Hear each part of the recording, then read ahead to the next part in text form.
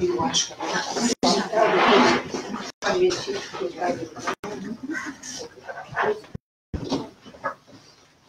meus queridos irmãos, meus queridos amigos internautas que nos assistem, rogamos a Jesus para que nesse momento nos envolva em sua paz. Aqueles dias na Palestina eram dias de conflitos. A mensagem do Império Romano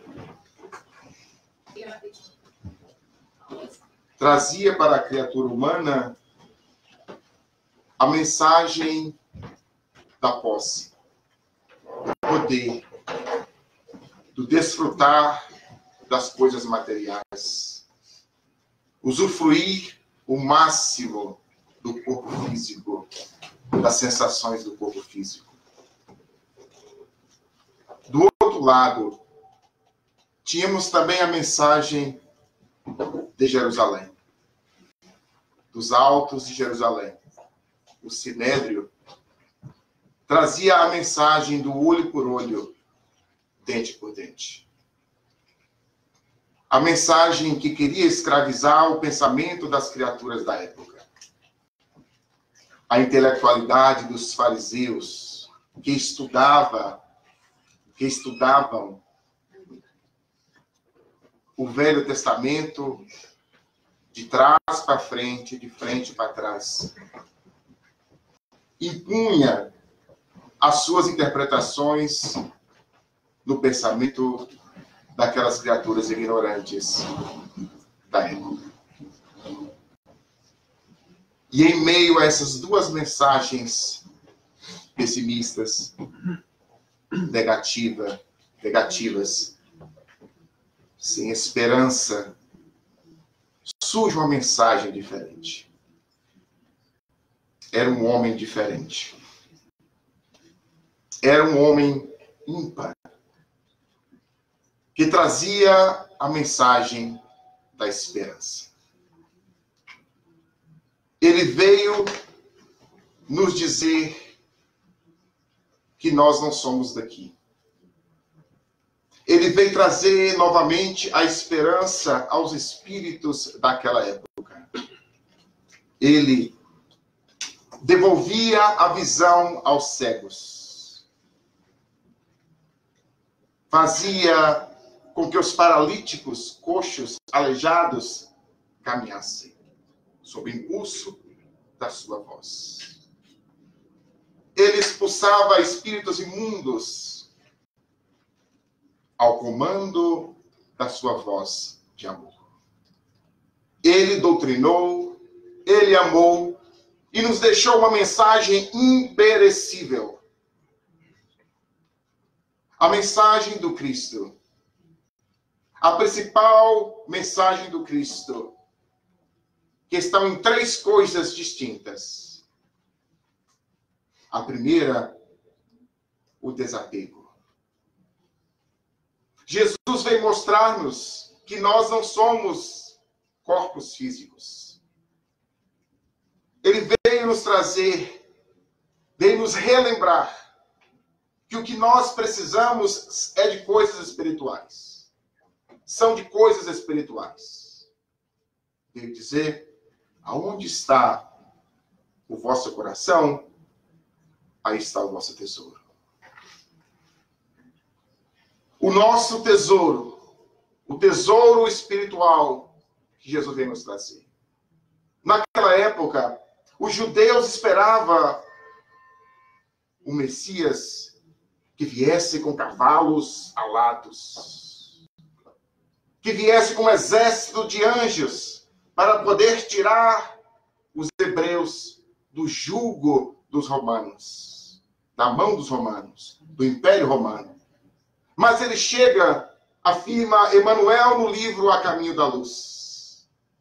A manjedoura foi o primeiro sinal da mensagem do Cristo, da humildade. Ele não nasceu entre os doutores da lei. Ele ele não escolheu os doutores da lei para poder ensinar. Ele foi para o campo. Ele foi para a velha Galileia. No meio dos pescadores. No meio das pessoas simples. Das pessoas leprosas, dos leprosos, dos coxos, aleijados, dos ignorantes, camponeses da época. Para falar de uma mensagem que ficaria para a eternidade. E ele então fala desse desapego. E certa vez um jovem chega para Jesus. Um jovem conhecido como Macebo Rico.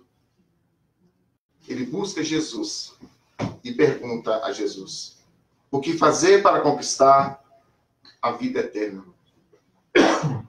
E Jesus diz que ele deveria seguir os mandamentos. E ele disse: eu sigo os mandamentos. Desde a minha infância, desde a juventude, eu sigo os mandamentos. Honrar o pai, eu não roubo, não adultero. E Jesus olha para ele e diz: falta uma coisa. Naquele instante, Jesus leu o íntimo daquela criatura que estava em tormento. Um tormento íntimo, porque ele havia ouvido falar do Cristo. Que o Cristo tinha uma mensagem diferente.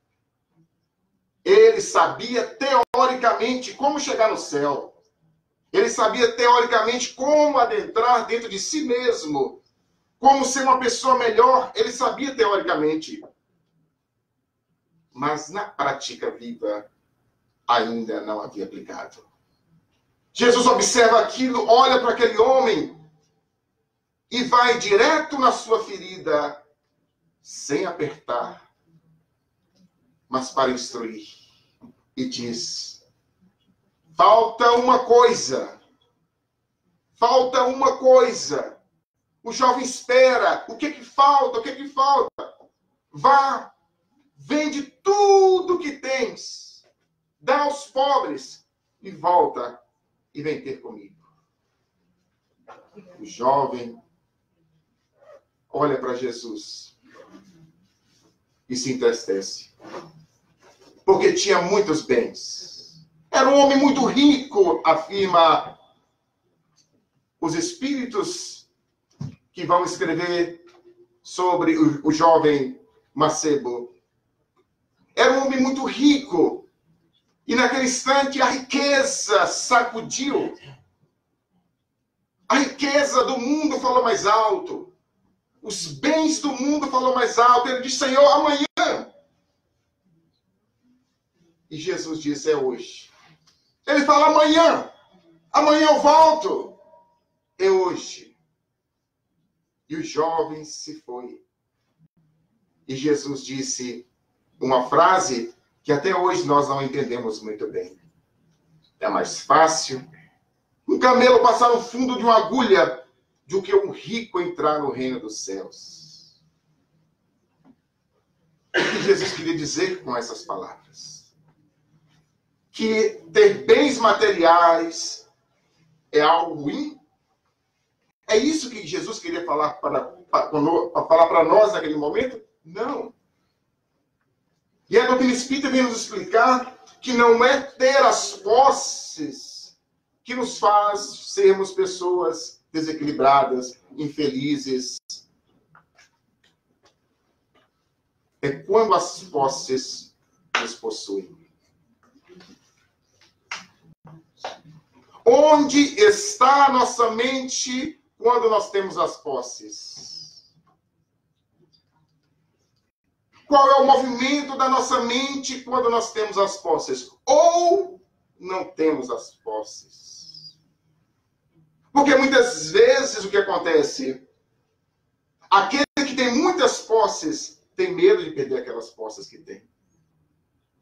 E vive num conflito íntimo de querer ter mais, mais, mais e mais. E quanto mais nós temos, mais nós queremos. E afirma Joana de Ângeles que ter coisas materiais é como beber água do mar.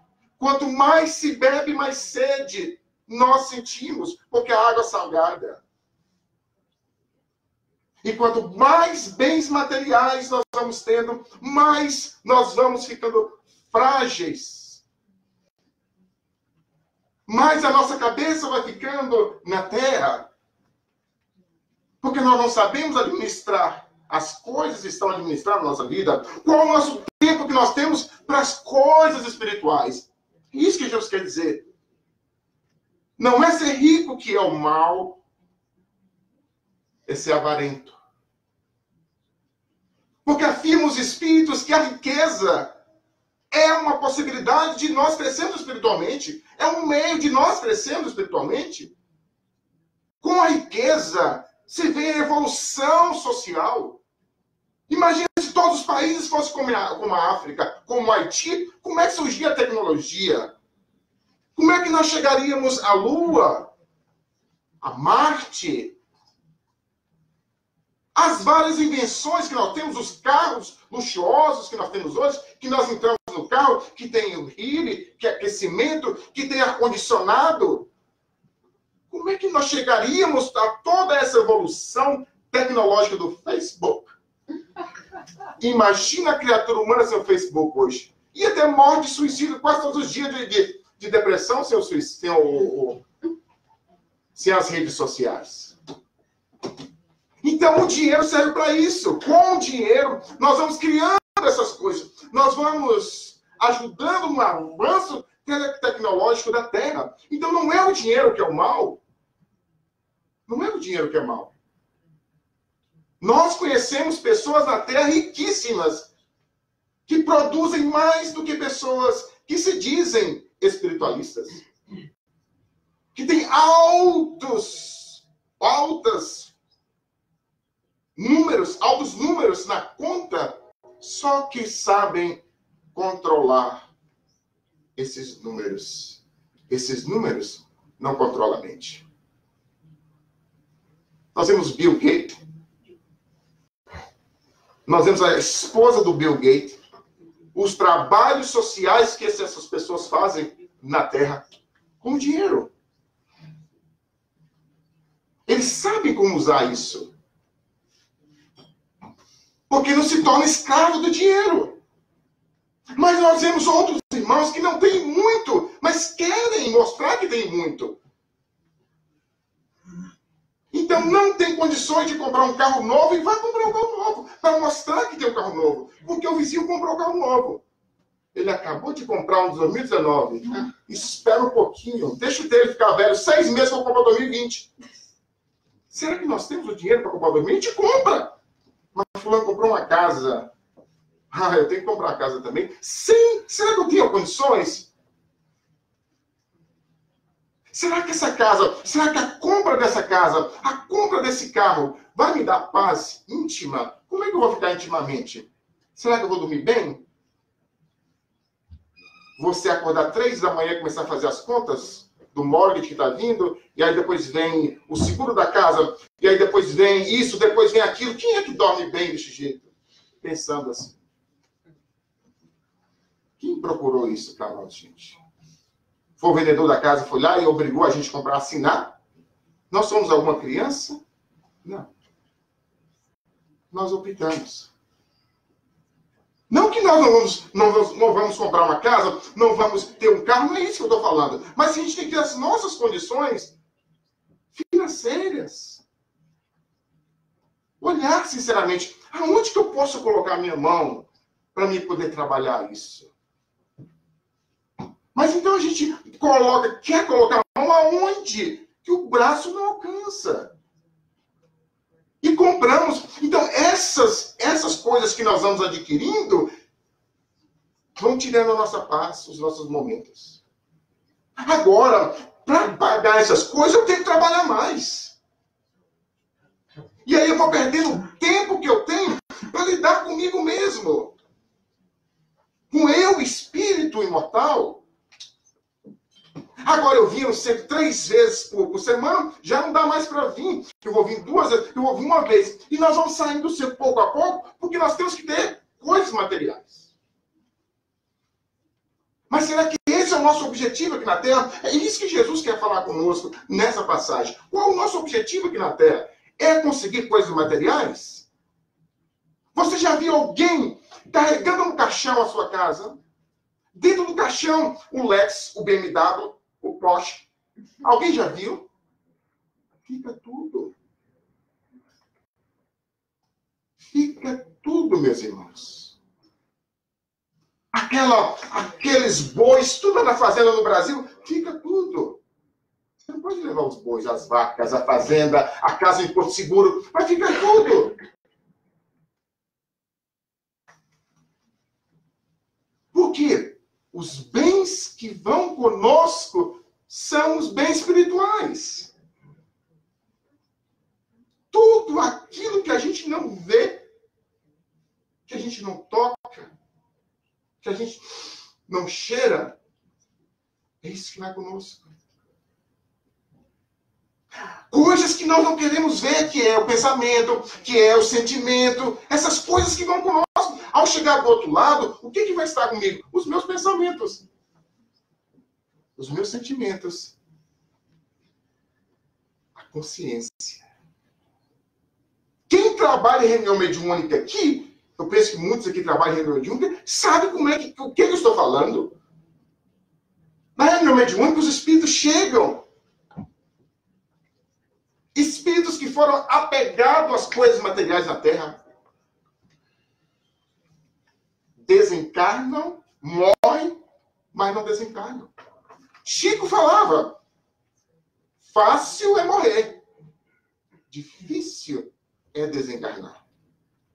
Desencarnar é quando nós desapegamos da matéria. Quando nós chegamos do outro lado, a matéria, os acontecimentos daqui não faz efeito em nós, não desequilibra-nos do outro lado.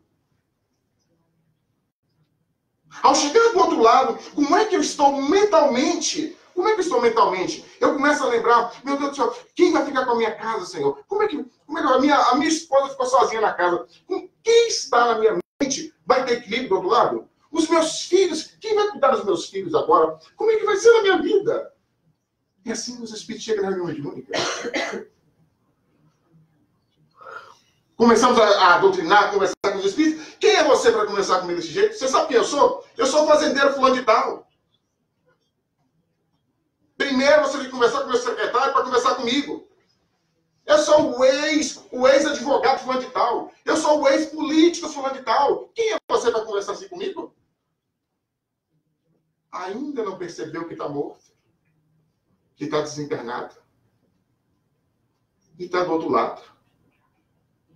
Sem falar nos outros casos, naqueles que carregam os vícios para o outro lado. E chega na reunião mediúnica, eu quero uma... Pode me arrumar, por favor, me arruma uma bebidinha. Pelo amor de Deus, eu quero só uma dose de conhaque. Um cigarro. Espíritos que morreram com esses vícios. Que viviam na terra, enfincados com os pés na terra. E quando desencarna, continua do mesmo jeito, da mesma forma. O que acontece é que às vezes nós pensamos que nós estamos vivendo uma experiência espiritual. Que nós somos o corpo vivendo uma experiência espiritual e não. Nós somos um espírito vivendo uma experiência no corpo. O corpo, como a lição bem disse, está lá em cima. O corpo é um instrumento para nós. Um corpo é um instrumento para nós evoluirmos. Só que o corpo tem as funções instintivas do corpo. Funções instintivas essas que ficam impregnadas no nosso psiquismo, que ficam impregnadas nos painéis do perispírito, do corpo espiritual. Funções básicas como a reprodução, a alimentação e o repouso. Os três instintos básicos que todos nós aqui precisamos. Que se não fossem esses instintos básicos, não sobreviveria as espécies, os animais. Os animais têm que se reproduzir. Eles se reproduzem quando a fêmea entra no cio e o macho descobre pelo cheiro, e aí tem o momento do encasalamento, do ato sexual. Eles sentem fome, o leão sente fome e sai atrás do animal, mata o animal e come. Só que depois que ele come, ele deita, ele pode passar aos animais que não estão nem aí, já comeu. E logo depois, dorme, descansa, repousa. Nós, criaturas humanas, nós somos diferentes dos animais, não somos, gente? Nós somos racionais. Só que como racionais, nós ainda carregamos essa herança atávica animal. A herança atávica animal que vem dos animais.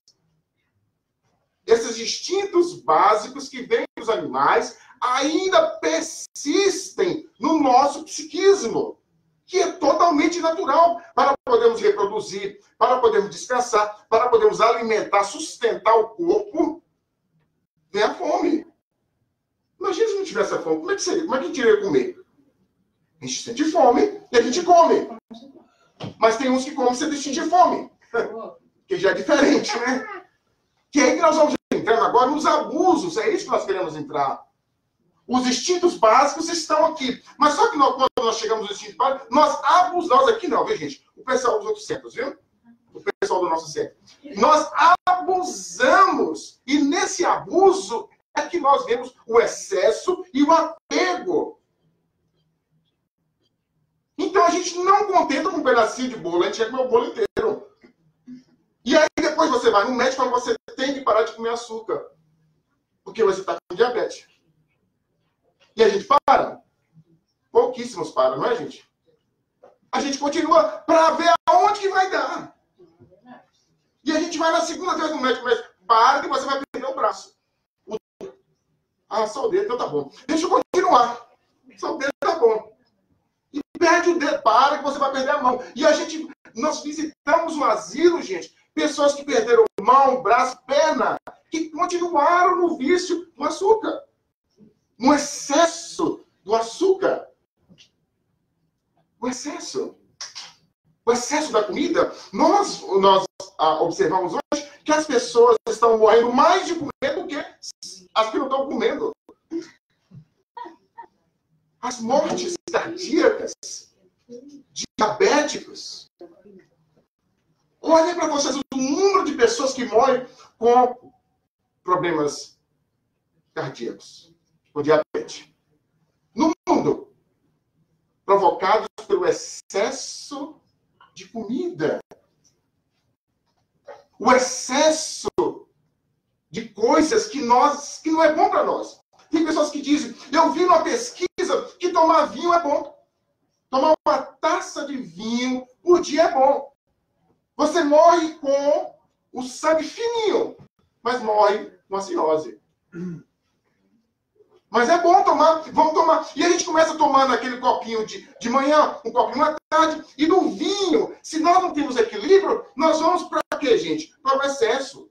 A gente começa a tomar aquela cachaça que queima até o perispírito. E aí o que acontece? Nós desencarnamos como alcoólatras e no mundo espiritual, como que os espíritos nos chamam a gente? Suicidas indireto. O que é um suicida? É uma pessoa que desencarna antes do momento que foi previsto para ela desencarnar. Os excessos nos faz desencarnar antes da hora. O excesso do sexo. Nós vimos hoje um movimento milionário, gente, de pornografia nos meios sociais. Porque dá dinheiro. Por que dá dinheiro? Porque nós ainda estamos sintonizados com isso. Então nós vemos casais que precisam de ver a pornografia para ter um ato sexual. Nós vemos pessoas que não são casadas e com vários conúbios sexuais. E tem uma hoje, uma aí, uma aquilo, aquilo outro. E nós vamos, quanto mais sexo que nós vamos tendo, porque o sexo em si, sem o amor, não dá preenchimento, gente. Quando você tem uma relação sexual com uma pessoa que não há amor, que não há carinho, que não há ternura antes, o que acontece? O sexo é um ato descartável. Você termina o ato e não sente nada. E depois do ato, nós sentimos um vazio dentro de nós. E a gente quer preencher esse vazio. Não é essa aqui, não é essa pessoa. Deixa eu buscar outra pessoa. E nós buscamos outra pessoa e temos o contato sexual com a pessoa. Termina o contato, o vazio vem. Porque o sexo em si, sem carinho, sem amor, sem respeito, não dá preenchimento íntimo. O sexo feito por casais, criaturas que se amam, que se respeitam, no momento do sexo, no momento que você tem um conúbio sexual, tem o orgasmo físico e o orgasmo psíquico. A mulher levanta no outro dia, parece que não tem, parece que viajou em algum lugar, o homem do mesmo jeito. O que é isso? Revitaliza as energias um do outro. Há um conúbio de energia um com o outro no ato sexual. Tem gente que condena o sexo. Não podemos condenar o ato sexual. Temos que condenar a mente e não condenar também. Temos que responsabilizar a mente poluída de quem usa o sexo. Quando você vai buscar o ato sexual, onde está a sua mente? Você faz uma oração antes? Você pensa na sua mulher com ternura? Você precisa de estimulantes para poder ter relação sexual com a sua esposa, com o seu esposo? É muito importante, gente. Quando a gente vê no livro Missionários da Luz, na reencarnação de Segismundo, uma coisa interessante aconteceu, gente. Eles estavam preparando a vinda do rapaz que estava no espiritual, mas só que para vir desse rapaz tinha que ter o relacionamento sexual do papai e da mamãe. Porque só há reencarnação quando o papai elimina o gameta e a mamãe elimina outro gameta. Os dois se encontram, formam o ovo e aí a criatura renasce. No momento do ato sexual, os espíritos disseram, vamos afastar. É um momento particular, íntimo dos dois. Eles saíram do quarto e o ato aconteceu. Quando o ato aconteceu, que o esperma adentrou, que os milhões de espermas adentrou os canais da vagina, aí começou o trabalho da reencarnação. Mas antes disso, eles respeitaram. Por quê, meus irmãos? Porque aquele casal era um casal equilibrado. Orava em casa. Mas também, por outro lado, nós vemos em outras literaturas casais que, quando tem um ato sexual, no momento do ato, há espíritos ignorantes participando do ato sexual. Participando ali junto do conúbio sexual. Ele assimilando as energias do momento do orgasmo, que nós chamamos de vampirismo. Ele suga a energia vital dos dois. Então tem o ato, no momento tem o orgasmo e a criatura que está do outro lado tem um orgasmo junto com os dois. E termina os dois cansados. Há um cansaço, um esgotamento, porque houve participação especial de outras criaturas do outro lado. Quem são essas criaturas do outro lado? São os ex descontrolados sexualmente. Vão para o outro lado e continuam do mesmo jeito. Os apegados ao corpo, a sensação do corpo, vão para o outro lado do mesmo jeito. Então eles vão buscar quem tem os mesmos vícios. Olha, gente, a seriedade que é, meus irmãos. Como que a doutrina espírita é fabulosa? A doutrina espírita não proíbe ninguém nada. Teve uma amiga que uma vez nos procurou e disse, Manuel, eu estou vindo falar com você que esse é o meu último dia no centro. Ela estava começando na doutrina espírita. E eu disse, mas bem, irmão, o que aconteceu? O que nós fizemos aqui com você? Algo aconteceu, porque é assim, né? Tem um negócio chamado milindre. A gente milindra, o pessoal some e a gente não sabe onde foi. Vira pó. É como o mestre dos magos, do Caverna do Dragão. Sumiu a pessoa e ninguém sabe para onde foi. Então a pessoa nos procurou e disse, fulano, Manuel, eu não dá não. Sabe por quê? Deixa eu te explicar o porquê. Eu preciso... Primeiro ela começou a explicar. Eu gosto da bebida. Mas eu gosto de beber muito. E eu preciso de uma doutrina que fala comigo, se eu beber, eu vou para o inferno. A doutrina espírita não me fala isso. É tudo livre aqui, você faz o que quer. E não, eu preciso. E eu vou voltar para o protestantismo. E voltou, gente. Vai com Deus. Lá o pastor falou assim, você bebe, você vai para o inferno, vai ficar junto com Satanás pelo resto da eternidade. E aí a pessoa não bebe. Mas na doutrina espírita não tem isso. Na doutrina espírita, a doutrina da conscientização. Você faz o que você quer na sua vida. Quem vai arcar com as consequências do seu erro? Uma pessoa só. Você. Você pode fazer tudo de errado, ninguém está vendo. Não precisa. Só a consciência. Não, fulano está falando que você está fazendo errado. Fulano falou que eu fiz errado. Deixa as pessoas falar. O importante é a sua consciência. É a sua consciência que é importante. Então a pessoa saiu do centro, gente. Porque a doutrina espírita é a doutrina de conscientização. Ela conscientiza, meu irmão, olha, tá aqui. Por exemplo, eu vejo amigos, sem nenhuma crítica, viu, gente? Eu vejo amigos que já leram o livro Nosso Lar. Leram o livro Nosso Lar e ainda continuam com os vícios do cigarro e da bebida.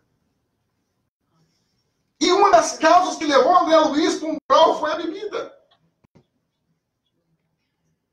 Nós lemos, mas não interiorizamos o que lemos.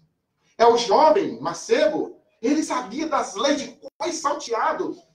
Ele sabia de tudo. Da parte teórica ele sabia. Mas no momento da prática, ele esqueceu. Ele esqueceu da parte mais importante.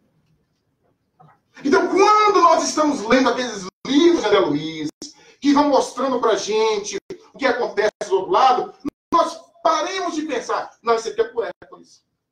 Meu amigo Hércules. Não, isso aqui é para minha esposa. Isso aqui é para Isa. Essa parte aqui é para Isa. É assim que a gente faz. E por que não é para nós? E por que nós não pegamos isso para nós? Para nós analisarmos, jogar lá. Meu Deus, como é que eu vou entender isso? Por que o André Luiz foi? Por que ele ficou 8 anos no umbral, mas ele fez 5.000 consultas de graça? E ficou 8 anos no umbral. Por que ele ficou nas regiões umbralinas? O apego. O apego às coisas da terra. Qual o nosso nível de apego? Se nós desencarnássemos hoje, o que nos perturbaria do outro lado? Já fizeram essa análise? Já fizeram essa análise, gente? O que nos perturbaria do outro lado se nós desencarnássemos agora? Será que a conta do banco está cheia demais? E vai ficar com o maridão? Com a esposa? Será que é alguém que nós temos medo de ficar sozinho? Um filho? Um filho em eternidade? Uma pessoa doente que está ao nosso lado? Que nós gostaríamos de cuidar pela eternidade. O que nos afligiria do outro lado se nós fechássemos os olhos agora dentro de um caixão? É para analisar, não é, gente? Foi isso que Jesus veio, para isso que ele veio. abrir os nossos olhos. Tem uma passagem do Evangelho, o cego de Jericó. E Emmanuel, no livro Caminho, Verdade e Vida, um livro fantástico. Gente, abrindo aspas aqui nesses livros de Emmanuel, na coleção Vinha de Luz, Fonte Viva, nós abrimos ao léu e não estudamos. Se nós pegássemos aqueles livrinhos e começássemos a lê-los e refletir mais profundo, nós assimilaríamos muitas coisas para a nossa vida. Em uma das suas mensagens, Emmanuel vai chamar capas. Quando você lê a mensagem, capas. Que capas? Ele vai pegar uma passagem do cego de Jericó. Era um homem cego, Bartimeu, que ficava na beira de Jericó. E certa vez Jesus passando, saindo de Jericó, a multidão acompanhava Jesus. Ele percebeu que Jesus estava passando, mas era cego. Ele então gritou alto: Jesus, Jesus, filho de Davi, tem misericórdia de mim. Jesus não ouviu. A multidão comprimia Jesus. E ele então falou mais alto: Jesus, Jesus, filho de Davi, tem misericórdia. E as pessoas começaram a falar: cala-te, você está falando muito alto, deixa Jesus quieto.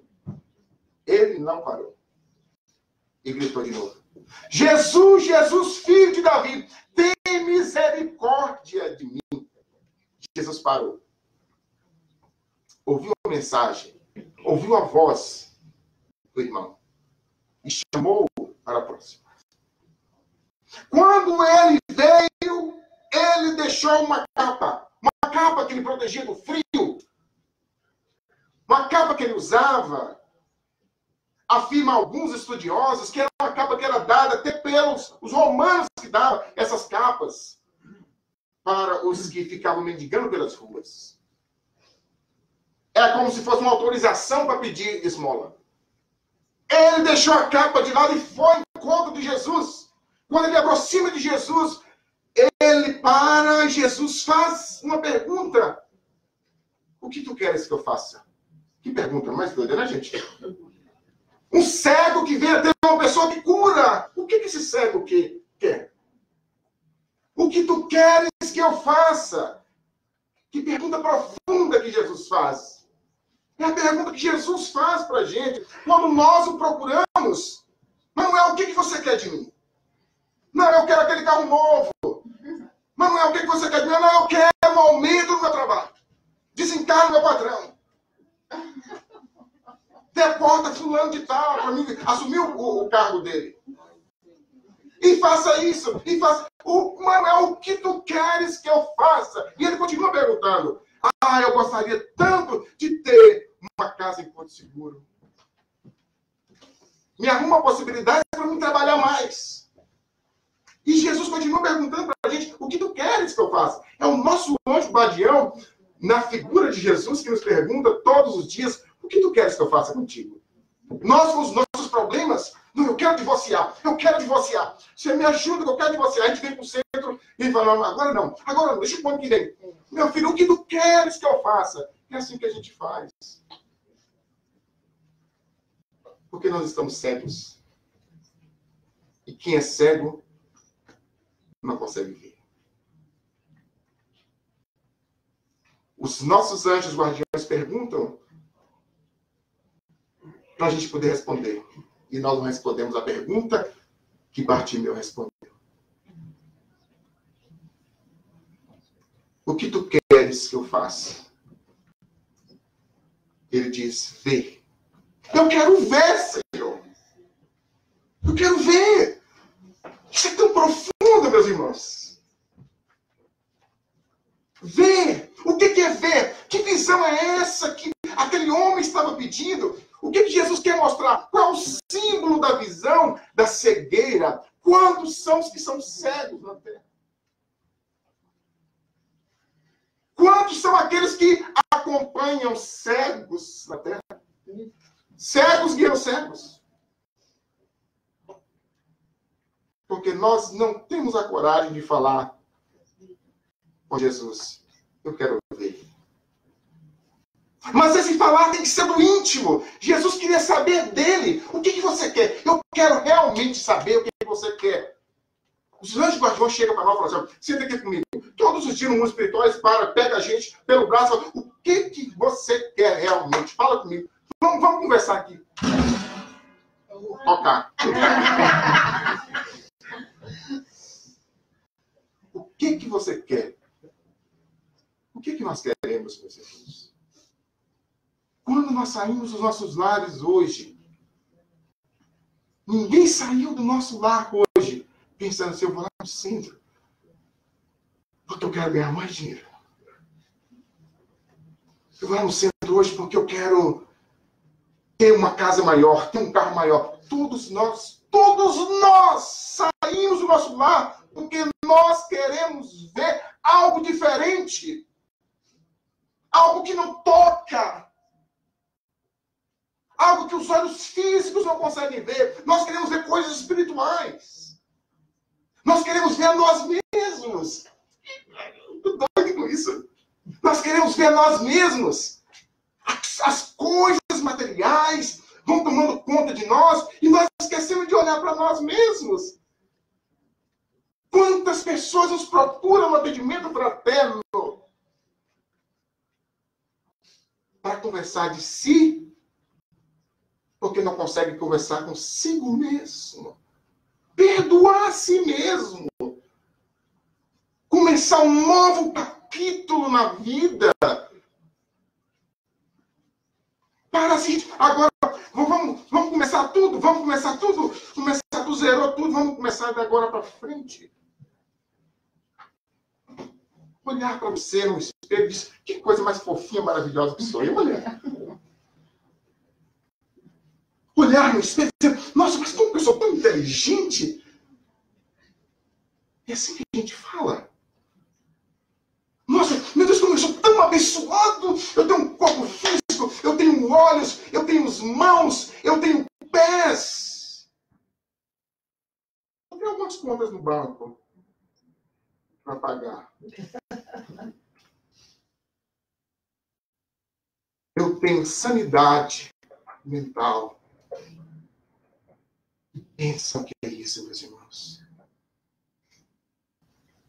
Sanidade mental. Você poder parar e você começar a pensar aqui, pensar e continuar pensando no mesmo pensamento. Nós visitamos casas de deficientes mentais e a gente começa a conversar. Tem um brasileiro lá, um amigo nosso, que ele está nessa casa de deficientes mentais. Ele começa a conversar comigo. Pois é, Manuel. E assim ele vai conversar comigo e nós começamos a conversar profundamente. E de repente ele começa a inventar umas coisas. Pois é, então a laranja que eu comi, que eu chupei ontem estava tão azeda. E aí ele volta para o assunto de novo. Ele não tem continuidade nos pensamentos.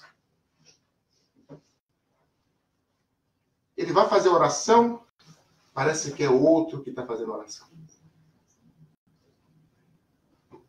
Aquele momento ali parece que ele é envolvido pelos espíritos e ele consegue fazer a oração tintim por tintim. Não só ele, mais de um deles. Mas quando vão falar, vão filosofar, falar de alguma coisa diferente, não consegue o raciocínio para o momento. E sem falar do controle do remédio que tem que tomar todos os dias para poder pensar continuamente. E nós não usamos nada. Eu espero. Não usamos nada para isso. Agora, nesse momento, alguém está usando algum remédio controlado para me ouvir? Não. A bênção do corpo.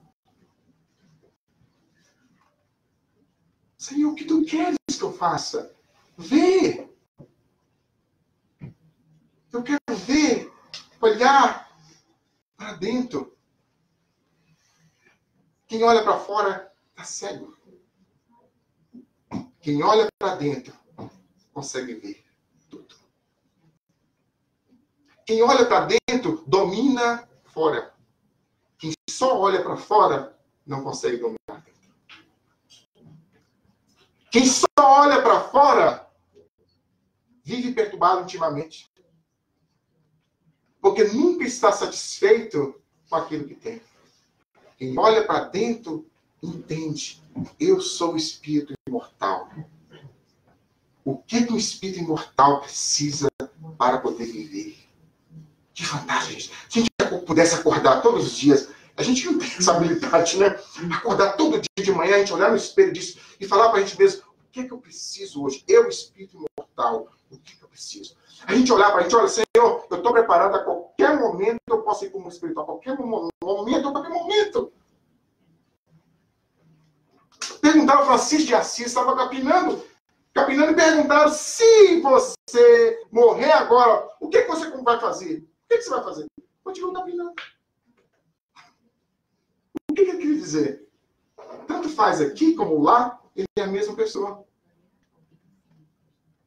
Porque ele já aprendeu. Ele vivia como espírito no corpo. Foi isso que Jesus veio falar com a gente. Você tem que viver as coisas da terra sem ser da terra.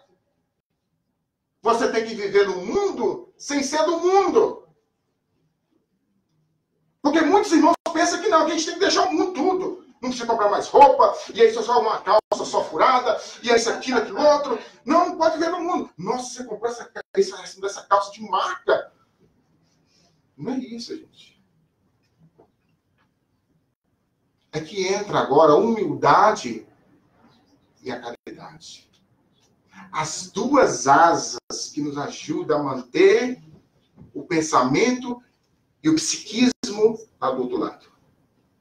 Meus irmãos, ninguém aqui é da terra. Nós somos lá do outro lado. Agora é uma dicotomia, não é que nós temos medo de voltar para casa. A gente tem medo de morrer e a gente está voltando para casa. Como pode ser isso, né? É como nós brasileiros que temos o brincar, que somos cidadão americano e tem medo de ir no Brasil. Mas como você tem medo no Brasil? É sua terra natal. Você conhece tudo, você sabe tudo onde tem os negócios. Você não vai sair com a aliança na mão, você não vai sair com o dinheiro no bolso, você sai tudo mal vestido, você já sabe como é que é a coisa. Entre aspas. Alguém tem medo de ir no Brasil? Não tem, porque a gente sabe como é que é a coisa lá. Para o americano, nem nu que ele vem. Eu tenho um amigo americano que nem nu que vem. E ele me pergunta, mas como é que você faz para ir nu? E ele pergunta para mim como é. E é como se fosse assim, uma coisa de outro mundo, vir nu.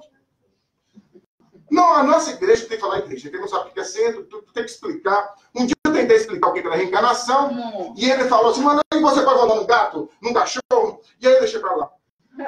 Eu falo para a igreja, nossa igreja é lá em Inuque. E como é que você sai? Como você sai? Você sai correndo com o carro? Como é que é isso? Ele não sabe como é que é. Ele não sabe, nós aqui não, a gente fica tranquilo, né, gente? Os dois pitbull no quintal, alguma coisa assim, sabe? E a gente fica tranquilo. Por quê, meus irmãos? A cultura brasileira impregnou aqui. A cultura portuguesa. E nós é que trazemos essa cultura. Nós criamos um psiquismo. O psiquismo nosso está aqui. E nós sabemos como lidar com isso. Agora nós somos do mundo espiritual e a gente tem medo de voltar para o mundo espiritual. Que negócio é esse? Um amigo meu lá do interiorzão falou assim, mano, eu não sei mais voltar para o interior, nem sei como é. Como que você não sabe mais o que é um jeguinho? E uma estrada uma estrada de chão, não sabe mais nada disso. Como que não sabe? Como é que eu vou voltar? Lá não tem ar-condicionado, como é que eu vou voltar para lá sem ar-condicionado? Oh, meu Deus, viveu tanto tempo no calor e não sabe mais? Nós sabemos, porque nós somos brasileiros. Talvez o americano não vai se lidar com isso. Já acostumou, já nasceu com ar-condicionado, já nasceu com essa cultura aqui organizada, tudo organizado. Nós somos um pouquinho organizados, gente. Mas, do lado espiritual, nós não somos daqui. E por que a gente tem que juntar coisa aqui? A gente chega em casa, por exemplo, eu tenho amigos que me convidam para para fazer evangelho no carro, e a gente não tem espaço para entrar na casa da pessoa, não tem caixa. Mas que caixa é essa, meu irmão? Eu estou indo embora daqui 2 anos, já começa a fazer as caixas. Juntando mulambo. Você sabe o que é mulambo? E tudo que essa pessoa ia achando, ela vai jogar na caixa, vai fechar na caixa. E nós fizemos o evangelho lá em cima das caixas. Em cima das caixas. Sério. Ela tinha um apartamentinho pequeno, era um apartamento pequeno, e nós vimos dentro de um monte de caixa. E eu digo, imagina se essa criatura desencarna hoje, vai ficar em cima das caixas. Vai vir obsediar as caixas.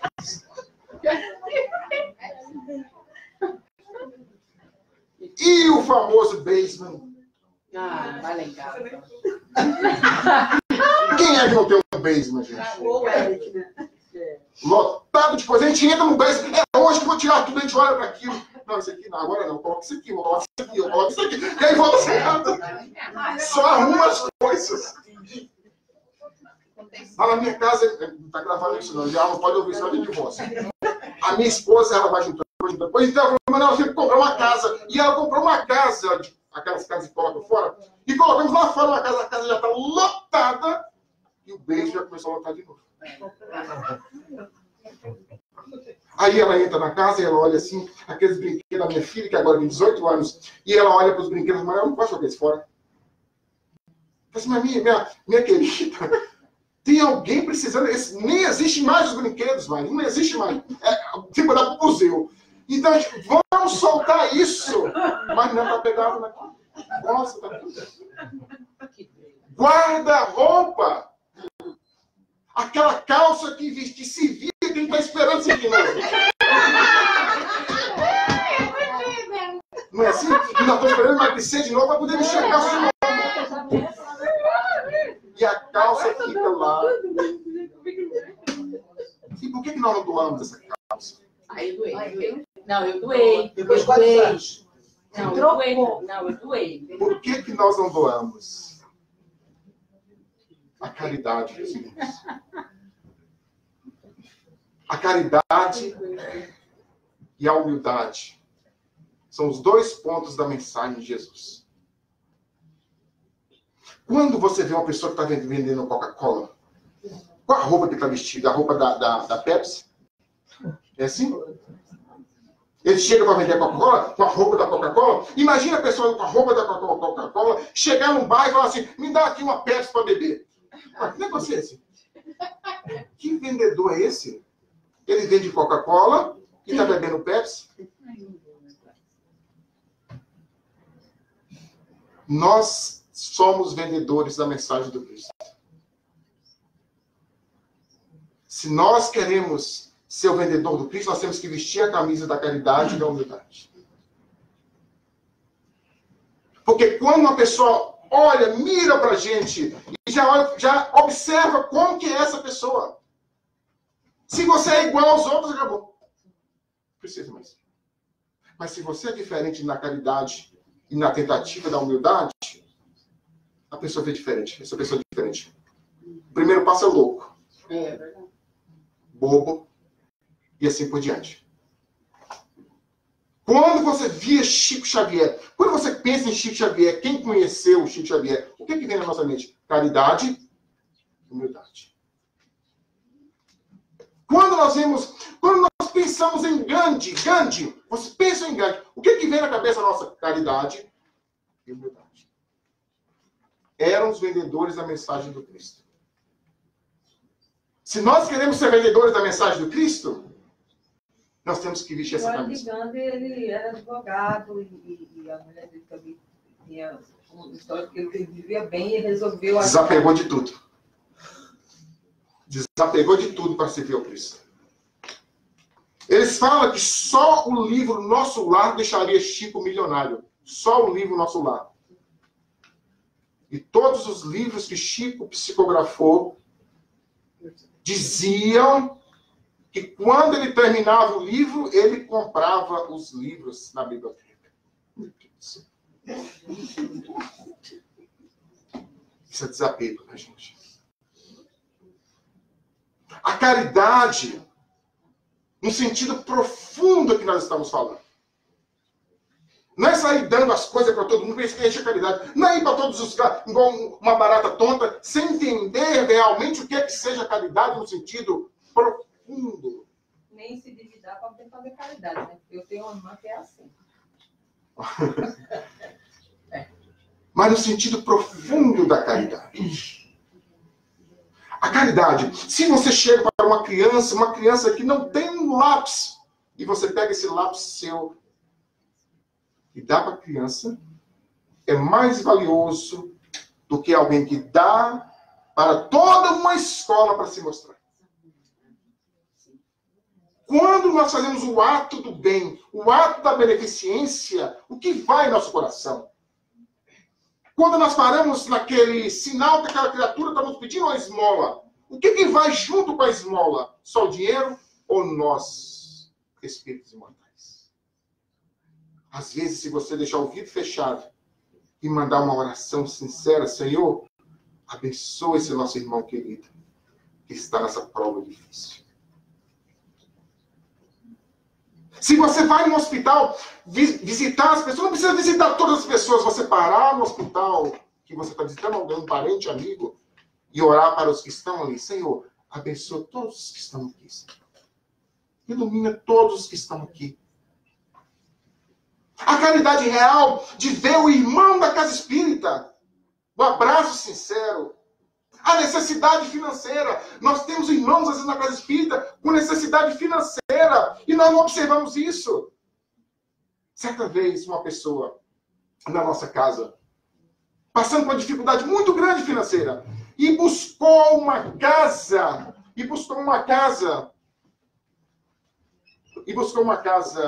de amigos protestantes para pedir uma cesta básica. E nós, que estávamos no centro, não percebemos. Quando fiquei sabendo, senti um pouco de vergonha.